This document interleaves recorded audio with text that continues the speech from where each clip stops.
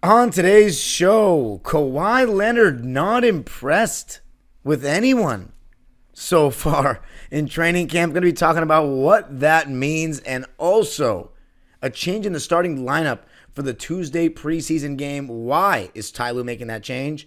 Going to be talking about it all on today's Locked On Preseason Clippers.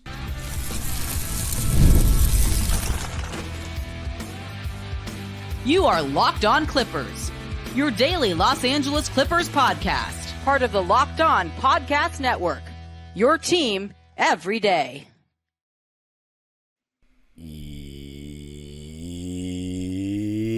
Yes, sir. You were locking in with the Clips. Thank you for making Locked On Clippers the first listen of your day, your team every day. I'm your host, Darian Vaziri, born and raised in the greatest city in the world of LA, and going into my 20th season as a Clipper fan in a couple weeks. You can also follow me on Twitter and Instagram at DimeDropperPot and subscribe to my own YouTube channel, Dime Dropper, for even more LA Clipper, NBA, LA sports content. I had an episode yesterday predicting every single Eastern Conference team's ranking this season and talking about each one. So check that out if you're interested. And of course, Locked On Clippers is free and available wherever you get your podcasts, including YouTube. And I want you to let me know what you think of Kawhi Leonard's comments. He was not very impressed when asked about if anybody has stood out to him so far in camp. Also going to be talking about the change of Terance Mann starting instead of Kris Dunn for the preseason game on Tuesday, which might be over by the time you listen to this. But don't worry, there will be an episode on the preseason game coming out on Wednesday. And a hint at Norman Powell potentially starting this year. We're going to be talking about all that on this episode that is brought to you by Game Time. Game Time is the best place to get great deals on tickets last minute, even up to the start of the event. Just got to download the Game Time app, create an account, and use code LOCKEDONNBA for $20 off your first purchase. All right, let's begin with the first act of business, and that's talking about Kawhi Leonard, who was asked if anybody has stood out to him so far at training camp, and he gave a longer answer than what was aggregated. Of course, all the aggregation sides are just going to take the main line and just essentially said, nobody has stood out to me so far. And he's, mentioned, he's like, just the new guys, Derrick Jones Jr., getting Nico back. I don't even remember if he said Nico back, Kris Dunn. He said all these different names. And then he was like, but no one's really stood out to me so far. Look, everybody kind of took that and just ran with it and was like, wow, Kawhi's really grilling everybody on the team. He is, basically saying that the team isn't very good. I don't know.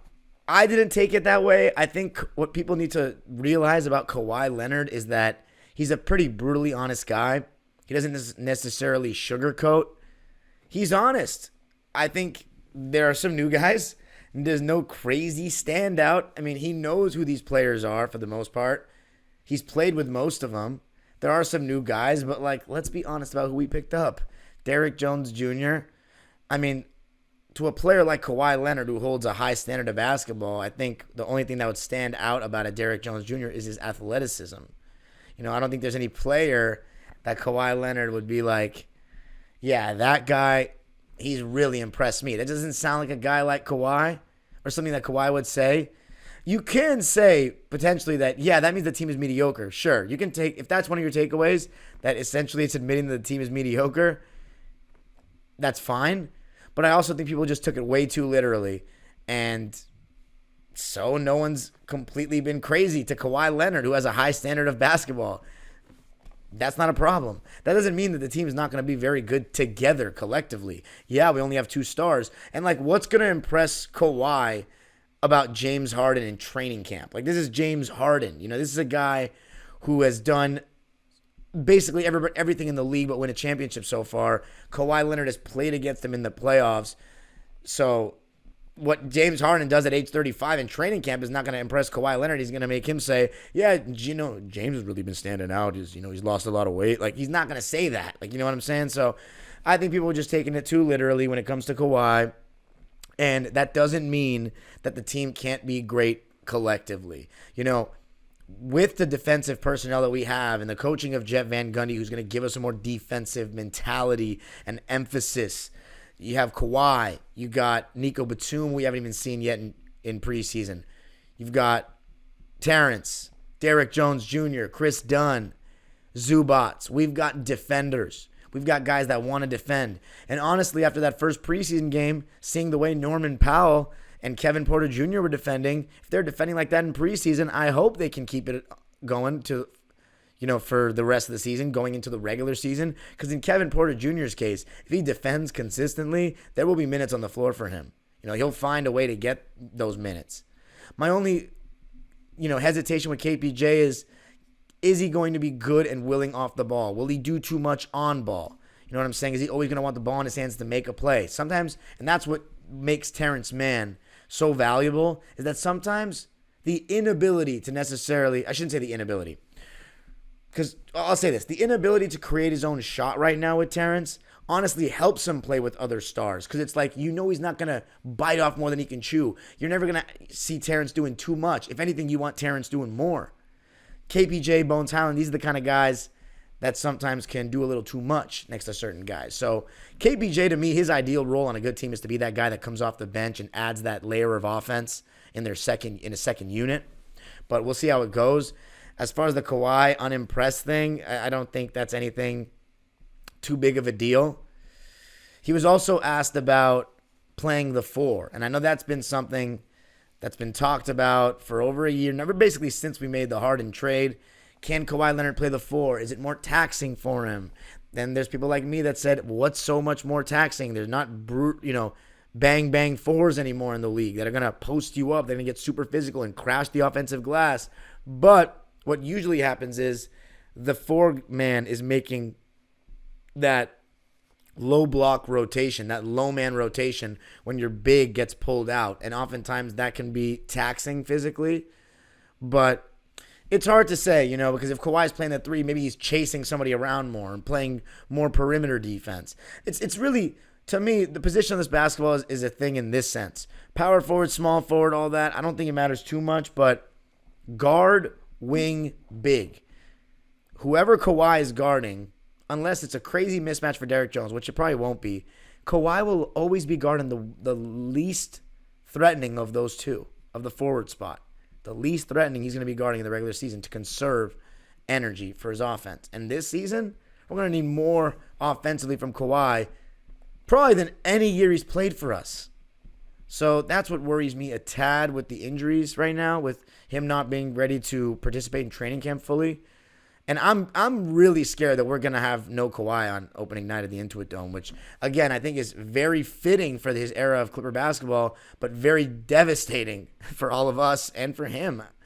But coming up, Ty Lue making a change in the starting lineup ahead of the preseason game on Tuesday night. Why is he replacing Kris Dunn with Terance Mann? Going to be talking about that coming up.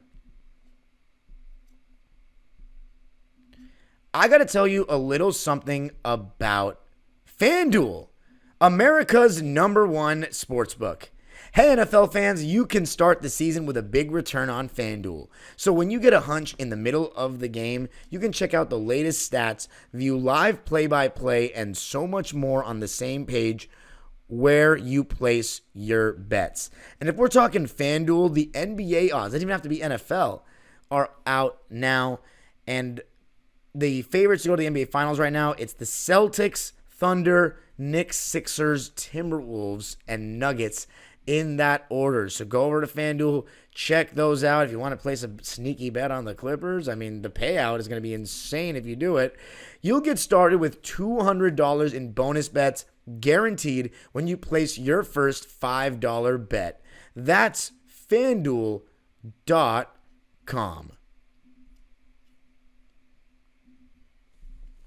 All right, so talked about Kawhi Leonard not being impressed necessarily with the rest of the Clipper team, but I think, again, it's just blown out of proportion to make Kawhi seem like he doesn't like the team. Any media or social media outlets, you'll have people that are trying to run with all these quotes. But let's talk about something that's actually concrete, and that is Terance Mann starting on Tuesday night. Now, I bring this up even if you've watched the game on Tuesday night already. I'm obviously recording this before, but if you're listening to this after the game is already played, I hope Terance had a good game. But I think the thought process is Ty Lue is trying to work things out. And I'm going to do a whole other episode this week on the possibilities of our starting lineups, the pros and cons of all the lineups. But right now, we know only 3 confirmed starters: Kawhi, Harden, and Zoo. The other 2 spots are being contested between, I think, 3 guys, but dark horse Nico fourth. The 3 guys being Terance Mann, Derrick Jones Jr., and Norman Powell. Norman Powell because he clearly gives us that offensive punch and reliable spacer. Terance Mann because we just paid him a nice contract of $16 million a year and he's a jack of all trades. And Derrick Jones because he was just a starter on a finals team. It seems as though everyone, including myself, is kind of leaning towards that Terance, Derrick Jones starting lineup. So when I saw Terance coming off the bench for Kris Dunn in the first preseason game, I was kind of nervous, like, maybe Terance is going to come off the bench. Maybe they don't even care that they paid him $16 million a year. They are going to bring him off the bench. They feel as though Derrick Jones, given his track record with Dallas last year, should start. And then they're going to need some spacing since we lost Paul George. So they're going to have Norm, and then Terance comes off the bench. And that would put less pressure on Terance. But it's also like, last year we had Norman Powell coming off the bench making $19 million a year. But he is so good at what he does. Terance Mann is good at what he does. But I don't think he's necessarily great at what he does. I think Norman Powell is a great scorer off the bench and a great spot-up shooter. Terance Mann, I think the only thing I can say he's great at, he's a great cutter, and honestly a very solid finisher around the basket. But Norman Powell is like a legitimate 6th Man of the Year candidate when he comes off the bench, and he's a champion. So Terance, $16 million coming off the bench, I don't know about that. Now, here's the thing for me. I don't really care about how much a player's making in that sense. As long as they're playing well in their role, I don't care. But with the new CBA, this contract stuff and how much people are getting and how much of the cap they're taking up has never been more important. So having a $16 million guy on the bench, I don't know about that. Then having Derrick Jones on the bench, is that the right thing for the team? Because then he's not playing with James Harden and Kawhi, who could make his life a lot easier. And is we want him to guard the best players on other teams to start games. So, I don't know. Ty's got some decisions. But Kris Dunn starting that first game, he claimed when asked about it that his thought process was, I wanted to see what Kris could do against Steph Curry at the point of attack defensively. And I thought I saw some very good things from Kris Dunn defensively that I mentioned in the last episode. Good usage of hands, really solid physical defense. And that's what we've been told that we're going to get with him all season long. So I'm very excited about that, especially if you know me at this point, been listening to this show or listening to me on Dime Dropper for years now. This is my 5th year doing a full season of Clippers coverage. And I've always been a defense first guy. So I'm really excited about Kris Dunn. His offense, though, was not very good, and it all stemmed from him not being a confident and willing shooter. He was passing up shots, and the defense was sagging off, and that was becoming sort of difficult. And he ended up getting some turnovers as a result of that. Terance Mann is just a more natural fit next to James Harden and Kawhi Leonard. So I'm not surprised that Ty is going with him. And I don't know if that was allow Kris Dunn to get a chance to start over Terance Mann thing, or I just want to see what Kris Dunn can do and have him guard Steph. So I think it's more the latter. I think Kris Dunn has always been, since we've signed him, a guy that they've envisioned coming off the bench. Now, no proof on that. But as far as Terance starting, I think that's the move. However, I am not totally against the line of thinking that Norman Powell should start over one of Derrick Jones Jr. and Terance, because our offense might get nasty. And until Kawhi's back, I think you have your starting lineup right there. It's going to be the one that plays on Tuesday night. Harden, Zoo, Norm, Derrick Jones, and Terance Mann. I think that's the lineup. Until Kawhi's back, you give Norman Powell the opportunity to be that second guy. Well, really, you know what? No. Norman Powell should be the third guy. Zubats has to be that second guy. He's so efficient. I mean, come on. We started to feed him a little bit more in the first preseason game, but obviously it's preseason. He played less than 20 minutes. He needs to be fed all the time this year. Every quarter that he's in, at least 2 touches in the post. We'll see if it actually happens. But Norman Powell being that third guy that can score, and then you've got 2, defensive-minded guys with Derek Jones Jr. and Terrence that add athleticism. And then you let Kevin Porter Jr. or Bones, whoever they pick, to run that second unit. I'm not a fan of those 2 playing together. I would have one of them alongside Nico coming off the bench, and then Amir Coffey, a big, and then one of Kawhi or Harden has to stay in. Because to me, let's say you put out a lineup of KPJ, Bones, Nico, Amir, and Bamba. That's a lottery team. So that's a lottery lineup. Even as a bench, I don't see that team being able to do good things unless the other team we're playing is really bad or injured. So Terance Mann starting. Let's see how he does in this game on Tuesday night. Or let's see. Hopefully he did well if you're listening after. But I think Ty is trying to slowly but surely put the lineup or get closer to the lineup that he wants out there when the season actually begins. And speaking of which, is Norman Powell going to actually start this year? Well, our good friend Law Murray from The Athletic thinks so. Going to be talking about why coming up. I'm going to tell you a little something about Game Time. Game Time is the best place to get great deals last minute on tickets for any event. And Game Time has a new feature called Game Time Picks that makes getting tickets for your favorite live events even easier. Game Time Picks filters out the fluff to show you only incredible deals on great seats so you don't have to waste time searching through thousands of tickets. Now, Game Time Picks makes it easier to save more on sports, concerts, comedy, and theater. And the Game Time will give you the lowest price guarantee, or they'll give you 110% of the difference. Take the guesswork out of buying tickets with Game Time. Download the Game Time app, create an account, and use code LOCKEDONNBA for $20 off your first purchase. Terms apply. Again, create an account and redeem code LOCKEDONNBA for $20 off. Download Game Time today. What time is it? Game time. Ooh. All right. So, talked about Kawhi Leonard not being too impressed so far with anybody. Nobody has stood out to him yet. That's not a big deal. And then Terance Mann is starting on Tuesday night, replacing Kris Dunn in that starting lineup for the preseason game. But what about the actual starting lineup? When Kawhi's healthy, what's that going to be? Is it going to be Terrence and Derek Jones Jr.? Is it going to be Derek Jones Jr. and Norman Powell? Or is it going to be Terrence and Norman Powell? Well, our good friend Law Murray of The Athletic, that's been on the show multiple times, said in a tweet on Monday that another sign, this is verbatim his tweet, another sign that Norman Powell will be a starter this season. Ty Lue said today that part of him figuring out offense and rotations includes whether to get Norm out early and bring him back with Zoo. So that sounds like Norman Powell get out early, unless he meant get him out there early, but then bring him back with Zoo. Bring him back sounds like he was taken out of the game. So we'll see. I don't know. Ty Lue's a tricky guy. He doesn't love giving up too much.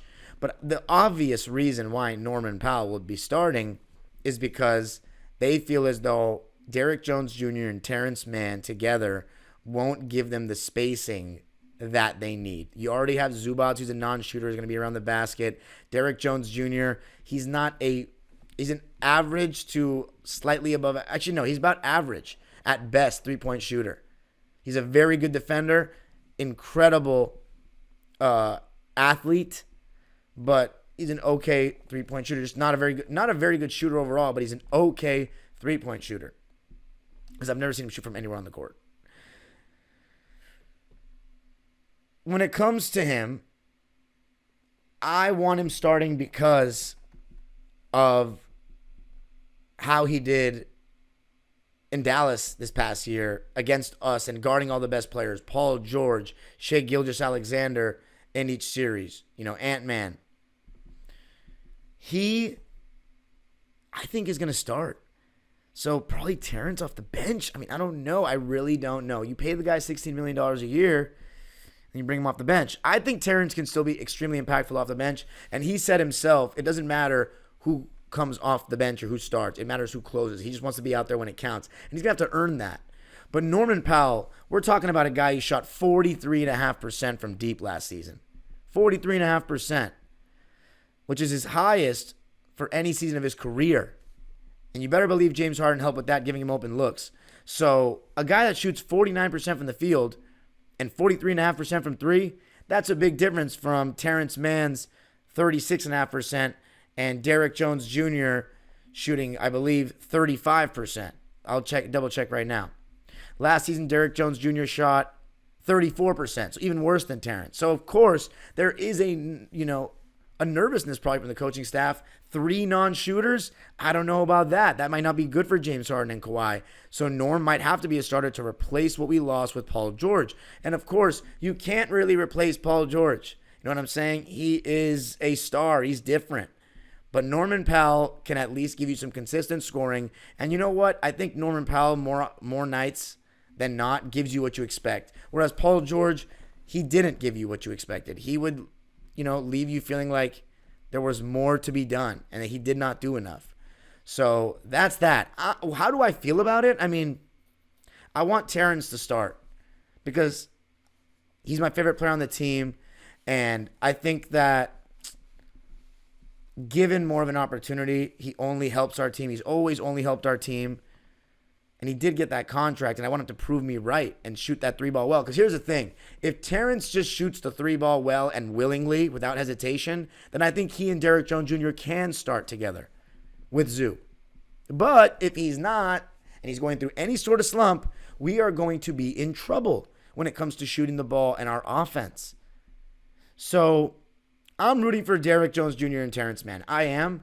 Am I losing sleep over Norman Powell starting over either of them? Not at all. And I know Terance Mann won't be bothered by it, but I just hope he still gets the opportunity to show he was worth the contract. Because we still don't know. If it's just based on the player we had last year, I think that's more of a $9 to $12 million per year player. But Terance, if he can just solidify and perfect what he's already good at, then he, to me, becomes a $15 to $16 million player. Because he's also a very high IQ player to me for... I was going to say for a young player, but he's not a young player anymore. But he had those extra years in college. His cutting is timely. His off-ball movement is good. He makes the right decision when he's on the drive. He makes the extra pass. He does those things well. Fills the lanes on the fast breaks. Runs to the corner sometimes to space on a fast break. He does the little things well. But can he be confident in his own shot enough to stay on that floor for 28 plus minutes per night? We shall see. You can follow me on Twitter and Instagram at DimeDropperPod. Subscribe to my own YouTube channel, Dime Dropper, for even more NBA content. And Locked On Clippers, free and available wherever you get your podcasts, including YouTube. Remember, you can always listen on any audio platform if you can't watch on YouTube. But if you are on YouTube, make sure you subscribe and hit the notification bell so you know every single time we post a video. And we are less than a week away from the first basketball game ever at Intuit Dome. I can't wait. Still don't have my tickets. Still don't know how I'm going to be there, but I will be there. And you'll have content on Dime Dropper and, of course, post-game here. Of course, a post-game on Wednesday episode coming for the preseason game in Oceanside. The age-old proverb continues. Go Clippers.